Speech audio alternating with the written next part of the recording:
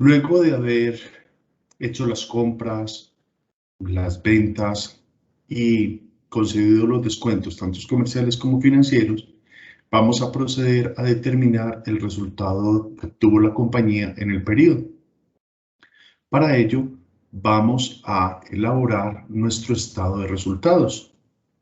Recordemos que el estado de resultados tiene los siguientes componentes: un componente de ingreso, un componente del costo, un componente de gastos operacionales, otros gastos y otros ingresos, para determinar la utilidad antes de impuestos y con base en ella definir la utilidad neta del ejercicio y proceder a hacer la distribución de las utilidades correspondientes.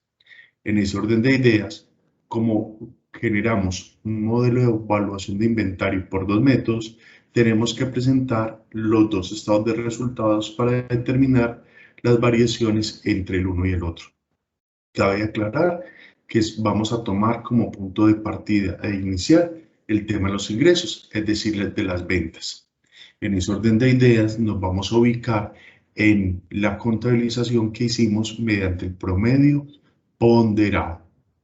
Nos desplazamos y buscamos cuándo fue la primera venta que realizamos. La primera venta en este caso fue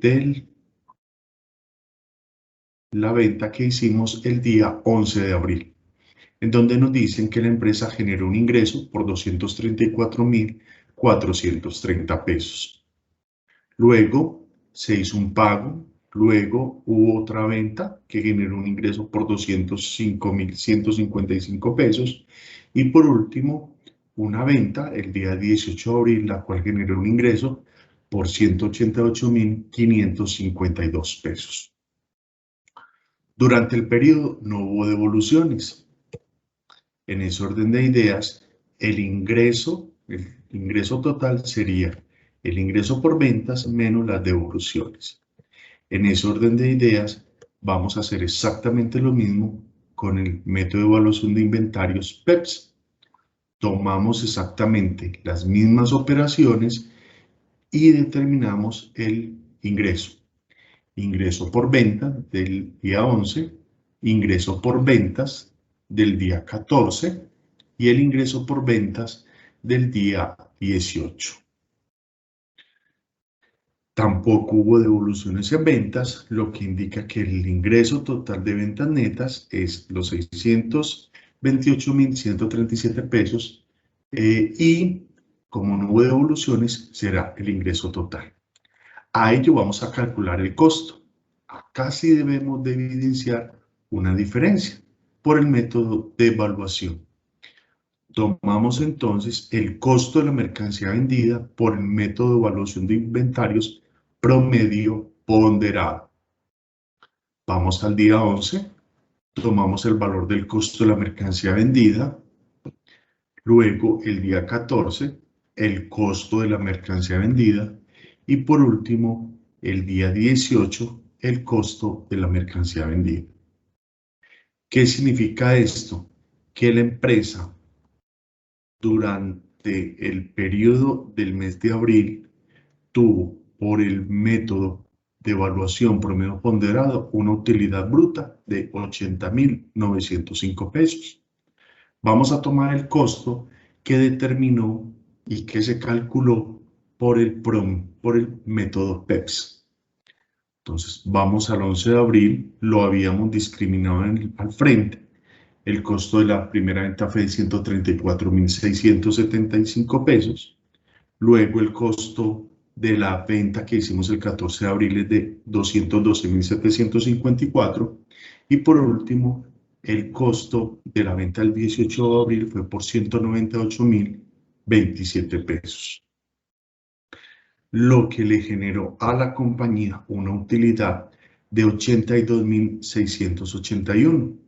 Miren que a pesar de haber sido los mismos ingresos, los mismos precios, los mismos descuentos, por utilizar un método de evaluación, primeras unidades que entran, primeras unidades que salen, ello acarreó que la compañía generara una utilidad mayor por este método. Luego vamos a determinar los otros costos y gastos en los que la empresa incurrió para el desarrollo del objeto social. En ese orden de ideas nos proponen que la empresa incurrió en unos gastos y estos gastos fueron los fletes en venta. ¿Qué significa ello? Que nosotros le obsequiamos a nuestros clientes el flete para llevarles nuestras unidades vendidas a los puntos donde ellos lo solicitaron. En la primera venta del 11 de abril verificamos y efectivamente tenemos un gasto por flete de 5.000 pesos asumido. En la segunda venta no hubo flete porque el comprador lo asumió y en la última venta, que fue la del 18 de abril, también tuvimos un gasto flete por valor de 9.200 pesos. El total de gasto operacional sería los 14.200 pesos. Lo mismo ocurrió por el PEPS. Diferente el modelo de medición, el flete fue el asumido dentro de la negociación. 5.000 pesos en la primera venta, en la segunda venta no hubo flete y en la última venta un flete por 9.200. Lo que significa que tuvimos una utilidad operacional de 82.681 menos los 14.200 de los fletes que le entregamos a nuestros proveedores,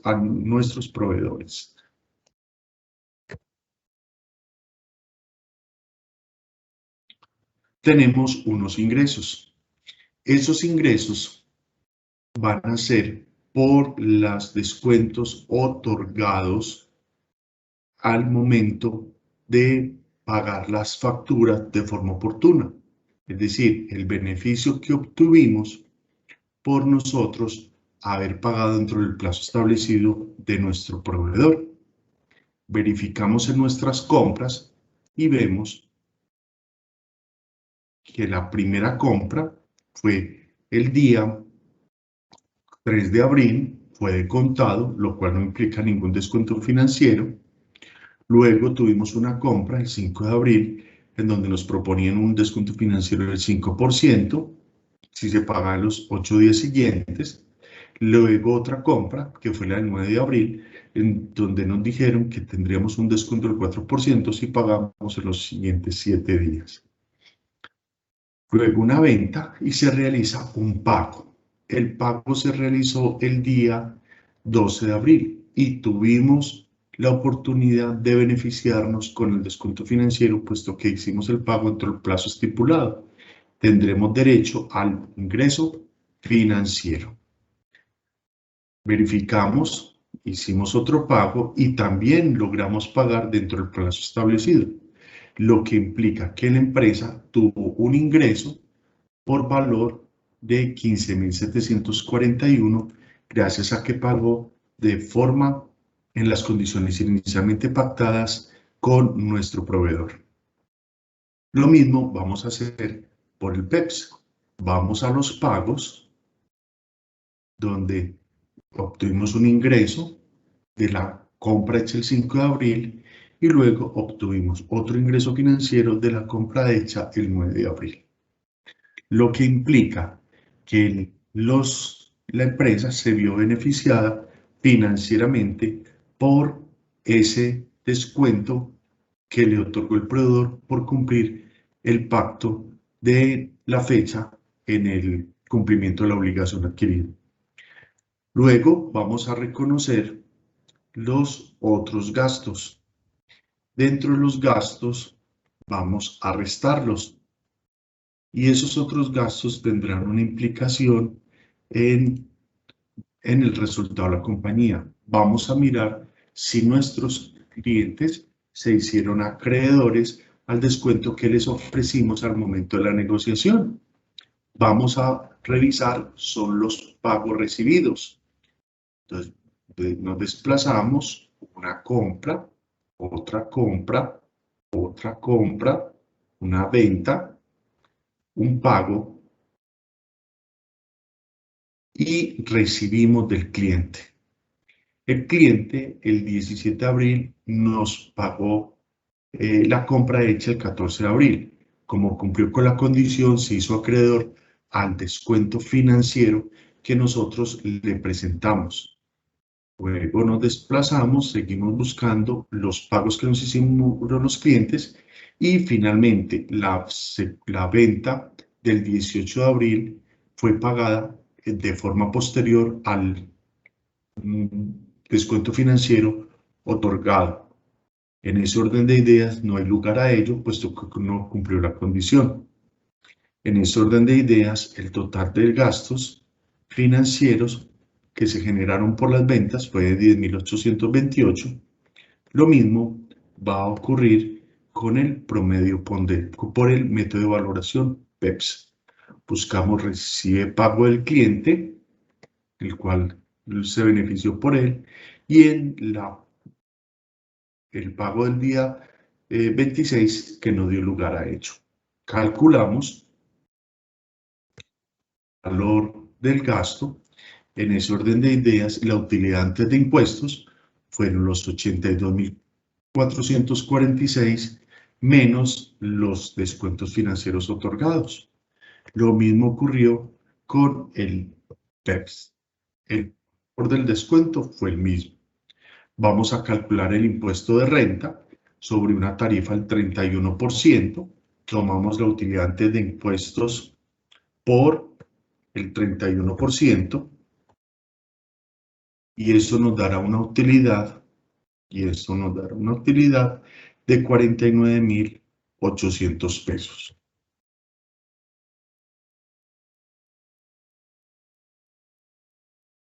Tomamos la utilidad antes de impuestos por la tarifa del 31% y nos daría 22.979 pesos.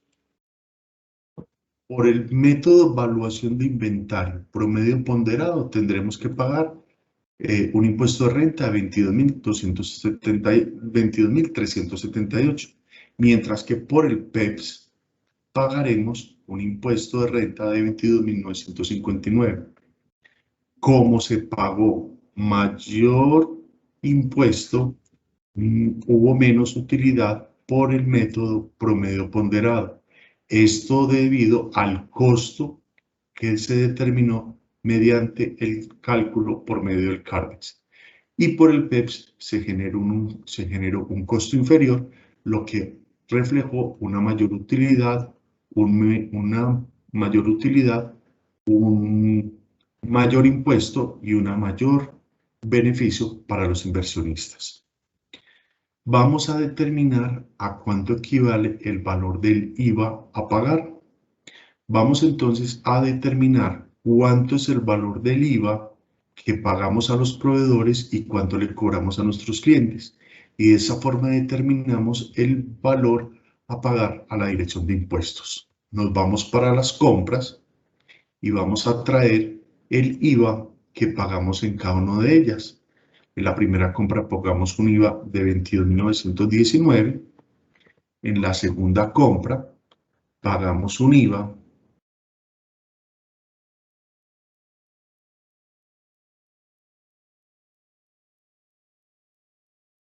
en la segunda compra pagamos un IVA de 34.648 y en la tercera compra pagamos un IVA por valor de 31.458 pesos. Esto lo que indica es que la empresa le pagó a los proveedores un IVA por valor de 89.026 pesos. ¿Cuánto fue el IVA que nosotros le cobramos a nuestros clientes por la comercialización y venta de nuestros productos? Nos vamos para las ventas y vemos que en la primera venta, que fue el 11 de abril, le cobramos a nuestro cliente 44.542. Luego le cobramos el día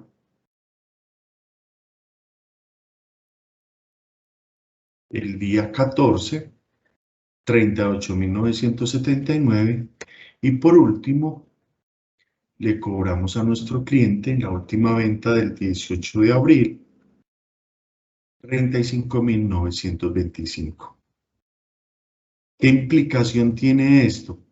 Que como por medio de las ventas pagamos un valor superior al que le cobramos a nuestros clientes un IVA que supera el pago a nuestros proveedores, lo que indica es que el valor del impuesto a pagar de IVA será por 30.320 pesos. 30.320 pesos será el valor que nosotros le tendremos que pagar a la Dirección de Impuestos por el desarrollo de la actividad comercial, por el IVA cancelado en compras versus el IVA cobrado a nuestros clientes.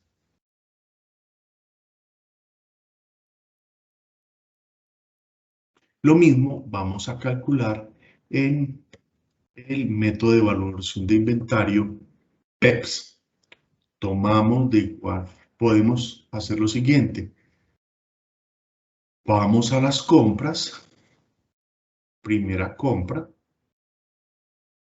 que fue el 3 de abril, IVA que pagamos 22.919, más el IVA que pagamos en la segunda compra, que fue de 34.648. Y por último, la última compra que realizamos el día 31 del día 9 de abril, que fue por 31.458. En ese orden de ideas, vamos a determinar cuánto fue el IVA que le cobramos a nuestros clientes al momento de efectuar las ventas. Entonces, la primera venta fue el día 11 de abril y cobramos un IVA de 44.542. Luego, cobramos el día 14 de abril un IVA por 38.979 y por último, el día 18 de abril cobramos un IVA por valor de 35.825. En ese orden de ideas, vamos a determinar cuánto es el valor a pagar del IVA. Como podemos observar, es exactamente el mismo. ¿Por qué? Porque la base sobre la cual calculamos el impuesto fue el precio de venta de los bienes, el cual no tiene ningún impacto sobre la valoración del inventario. Lo mismo vamos a hacer con la retención en la fuente. La retención en la fuente la vamos a calcular con base en los movimientos que se generaron durante el periodo.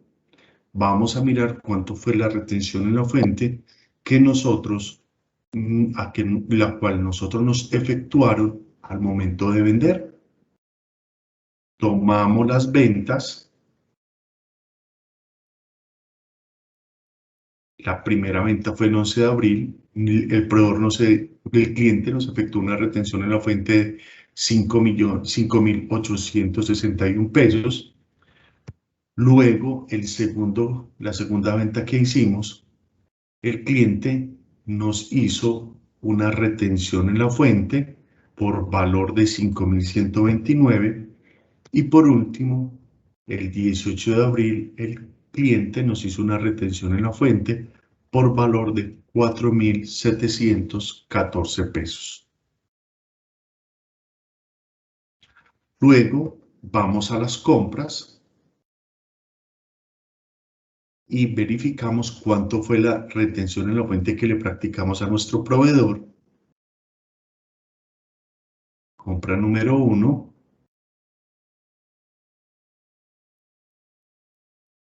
Compra número 2. Compra número 3. Compra número 3, valor de retención en la fuente, 4.139.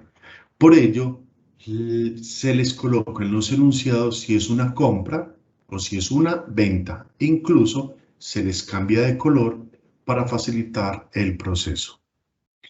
¿Qué significa esto? Que nosotros al vender nos efectúa una retención en la fuente de 15.703 pesos y nosotros cuando compramos a nuestros proveedores les retuvimos un valor de 11.714 pesos. Como lo dice la legislación tributaria, la empresa estará en la obligación de pagar la retención en la fuente efectuada el mes siguiente, es decir, que no habrá compensación de forma inicial del impuesto sobre la renta y el anticipo del impuesto de renta, que será la retención en la fuente calculada para determinar el monto correspondiente. Siempre el valor a pagarle a la DIAN será el valor de las retenciones que como compañía le efectuamos a nuestros proveedores. Lo mismo va a ocurrir con el método PEPS. Voy a las ventas, tomo cada una de ellas. La primera venta fue el 11 de abril. El cliente me hizo una retención en la fuente de 5.861.